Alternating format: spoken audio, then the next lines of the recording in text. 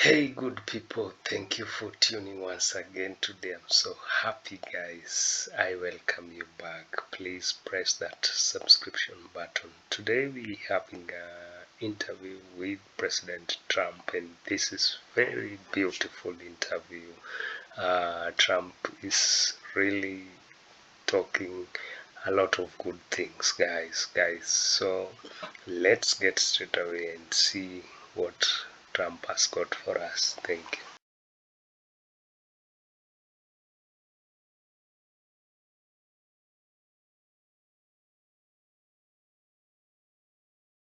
Van and I've been waiting for you to see this show for several weeks. This is the interview of interviews with President Trump, an interview like you've never seen before. And I say this because he's come out with a new book called Letters to Trump. And he's got letters in this book from politicians and actors and entertainers and foreign leaders and sports stars. You're not going to believe the kinds of letters he got and what these people said. And during the course of this interview, we talk about these individuals and we apply it to current events and to history. The president does a fantastic interview if you let him speak. And that's exactly what I did. This interview was conducted literally minutes before the rogue prosecutor in Manhattan came down with his decision. So this was the last interview before that occurred. I really want you to check this out. And by the way, you can get the book at 45books.com, amazon.com. This is the exclusive first interview. And ladies and gentlemen, the book comes out on Tuesday. Enjoy. It's a pleasure to be in Mar-a-Lago. This is a fantastic place. It's amazing. Thank you. Well, we're going to have a good time here. I'm not Andrea Mitchell, as you can tell. I'm not Maggie Haberman. I'm not here to play games and tricks and all the rest. You have a book that's coming out that's a fantastic book, Letters to Trump. Throughout your life, throughout your career as a businessman, you're on TV, politics. And as I went through this book, it's actually quite amazing. Sports, all these people writing you these letters. And they all love you. I want to talk about some of these people because this is really, it's a book of letters, but it's a fantastic history. And I think you can help us talk about it a little bit too. Oprah Winfrey, she writes you 3 letters that you have in the book. She adores you. She writes, only a king knows how to treat a queen, you being the king, she being the queen. She would visit you at Mar-a-Lago often. And now she says, well, that was 20 years ago. What do you make of that? Well, I haven't changed, and my views haven't changed very much. I think I've been pretty consistent over the years. We want security, we want a great country, we want a strong military, we want borders, and we want good elections and education and housing and everything. I certainly haven't changed very much. I think the thing that changed is I ran for office. She actually says in one of her letters, I think somewhat kiddingly, but we should run together what a team would be. And I put that letter in the book. Look, I got along great with her. She was here many times. In fact, Roger King, the great Roger King, King World, she asked whether or not we could have his funeral here. That was probably one of the most important, maybe the most important, but one of the most important people in her life. And he was a fantastic man. He did an incredible job, a real character. He was a friend of mine also. We had his funeral here. It was held by Oprah. And she said, I just saw the most incredible place in the world called Mar-a-Lago. We have to have the funeral there. And, you know, we don't do funerals, but we did one in that case. And it was amazing. Now, I had a great relationship with Oprah, a great relationship with almost everybody. But once I went into politics, and I don't mean I said something offensive. I mean, literally, once I went in, it changed. And that was okay, because I just want to make our country great. You know, if they like me and then they don't like me, that doesn't bother me. I want to make our country great. But it is incredible when you look at the difference between those letters and now. Now, in some cases, people like me better. I will tell you, the public probably likes me better because we have tremendous support. We're in Texas, as you know, and we had an unbelievable crowd, record-setting crowds, record-setting like nobody's ever seen before. You saw it. We're doing very well, and we have to do well, because if we don't do it, if we don't get this back, if we don't take our country back, we're not going to have a country. It's literally, we're not going to have, it's total chaos. It's a mess. Every single thing you see in the news, Ukraine, Russia should have never happened. Inflation should have never happened. Every single thing, the way we pulled out of Afghanistan, where we gave them $85 billion, $85 billion worth of equipment, the best. You know, they're the second largest arms dealer in the world right now. We gave it to them, brand new trucks, brand new planes, brand new guns, rifles, 700,000 rifles and guns. Think of that, 700,000. They only need 40,000. Probably not even that. So they're selling the rest, making a fortune. We left it there. And I was the one that was getting out. I got them down, you know, it was enough, 21 years, it was enough. And we didn't have anybody killed in the last 18 months. I spoke to Abdul, the leader. We had nobody killed. We had everybody understood. And we were going to get out with dignity and strength. Instead, I think it was the most embarrassing, period, the way we withdrew. Not the fact that we withdrew, the way we withdrew from Afghanistan. And I think Putin actually saw that, and he probably got a little more ambition, frankly. Let me ask you a question about that. You have really fascinating letters in here from Putin, from Xi, from Un in North Korea, and I can go on and on. And what I notice, there's a common thread.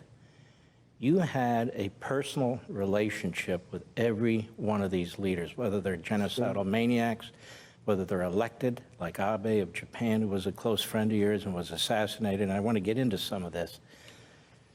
What would you say your foreign policy is? Because I think people keep projecting onto your foreign policy what it is that they think they want people to think your foreign policy is. What would you say it is? So I think more than anything else, and it was a very personal relationship, and, you know, it was sort of a weird situation. The tougher they were, the better I got along with them. And that's probably a good thing, because it was the tough ones that had the big, powerful countries, the ones that can do destruction. And when you look at what's going on now with the word nuclear, it's being thrown about every day. Every hour you hear nuclear, nuclear. You didn't hear that at all for 4 years when I was there. You don't discuss that word. That word is a bad word. A bad word, Mark, because the power is so unbelievable. This isn't a world war. This is the end of the world. I don't call it World War III. I call it the end of the world. And we have people that have no idea what they're talking about or what they're doing. I look at now what's happening with Russia and the United States. They just grabbed a reporter, which is unheard of. They're holding now a reporter. I guess that hasn't happened in many decades. What's going on? We are at, in my opinion, because of the power of weaponry, mostly nuclear, but other things also, we are in the most dangerous position we've ever been in as a nation right now. And we have a leader that just doesn't know what's going on. He just doesn't know what's going on. And we want to be nice about it. Everybody wants to be nice about it. But the world is at balance, and this country might not exist. I mean, we may not exist anymore because we're talking about power of weapons that is so unbelievable. I know better than anybody because I got to see it. And we have people that don't understand that, and they talk tough when they should be nice, and they talk nice when they should be tough. I mean, it's the opposite. Everything you see they say is just wrong. And it's a very scary time for this country, and it's scary primarily because of the leadership. I get great relationships with all of them. President Xi was very close to me. He was right here. He was right in this room. We spent a whole weekend together at Mar-a-Lago, and we had tremendous talks. I made an incredible trade deal. Then COVID came along. I don't even talk about it. It was one of the greatest trade deals ever made. Gave our farmers and manufacturers $50 billion. I got $28 billion cash for our farmers, where they literally wrote out checks to my farmers. China did. Nobody wants to talk about it. I got $28 billion for our farmers. That's why the farmers like me. That's why I'm not losing Nebraska and I'm not losing Iowa, because they got, I mean, nobody ever even thought it was possible. $28 billion I got because they were taken advantage of and hurt by China. And I got it back in the form of taxes, tariffs, and other things, and with hundreds of billions left over.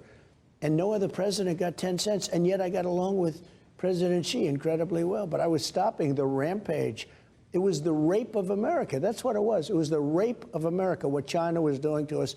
And we had people leading that had no clue. They had no clue. I'm telling you, not 10 cents did we get from China. I got hundreds of billions of dollars. And I gave 28 billion of it to the farmers because they were really taken advantage of and hurt by China. And many other things. I mean, just USMCA, that's Mexico, Canada. Got rid of NAFTA, one of the worst, probably the worst trade deal ever made. It was so one-sided. Now Canada and Mexico want to renegotiate the deal because it's a great deal. We shouldn't do it, by the way, because, you know, for many years they took advantage of us. And now we have a very good deal. I call it a fair deal, but they want to renegotiate it, meaning they're not happy. And nobody thought that was possible. But I would say it was peace through strength. I would say that they viewed us as a strong country. I think they probably didn't really figure me out because, you know, they were concerned about things. Zero chance that Putin would have gone into Ukraine. I used to talk about it. But he knew not to go in, and he wouldn't have gone in. They don't respect our country anymore. They don't respect our leadership anymore.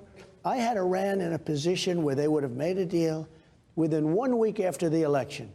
Instead, they've become very rich. And I told China, if you buy oil from Iran, they were buying massive amounts. If you buy oil, you're not going to do any business with the United States. And they were ripping us off for $507 billion. We had a trade deficit with China, $507 billion. I said, you buy any oil at all from Iran. And I said that to numerous other countries also. And Iran was coming to the table. They were dying to make a deal.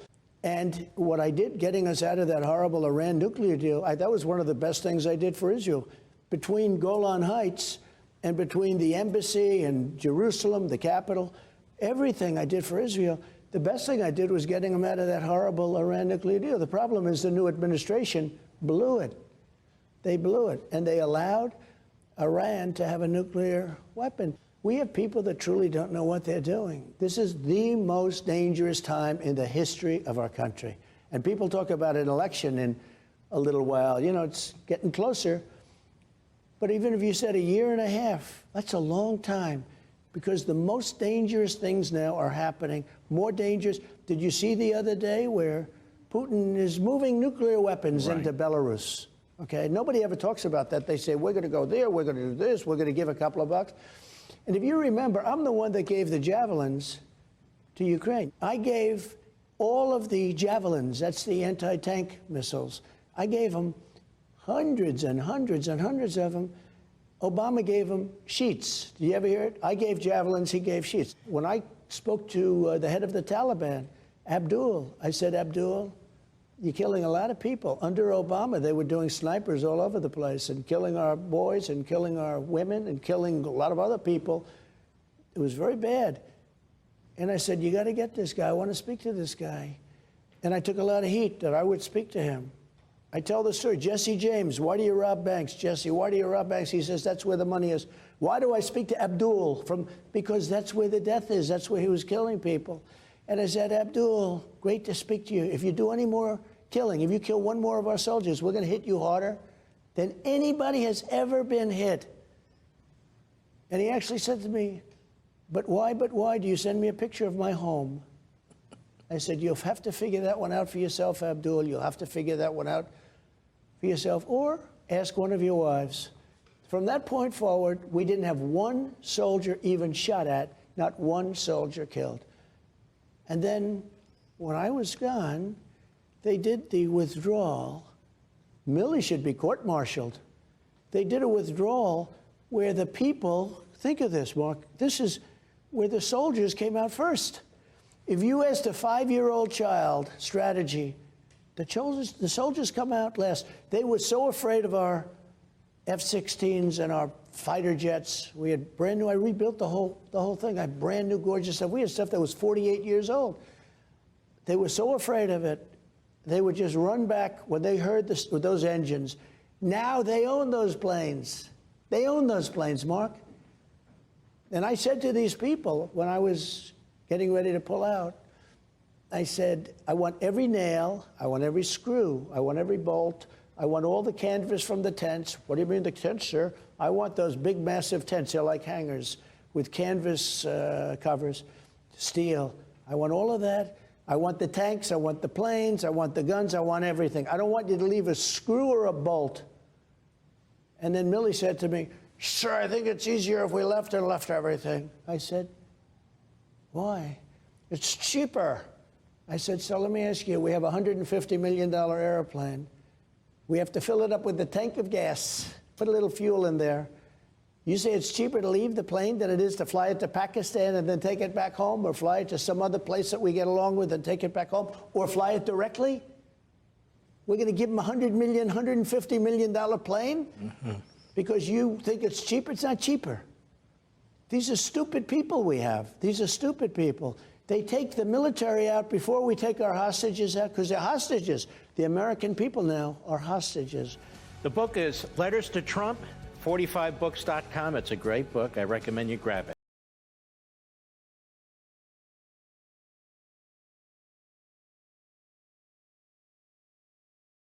Wow, that is great revelation from President Trump, and I like how he speaks, and I believe those are facts. Thank you guys for tuning once again. Please, if today is your first time, please do press that subscription button so that next time you will be able to get these great videos. See you again. Bye.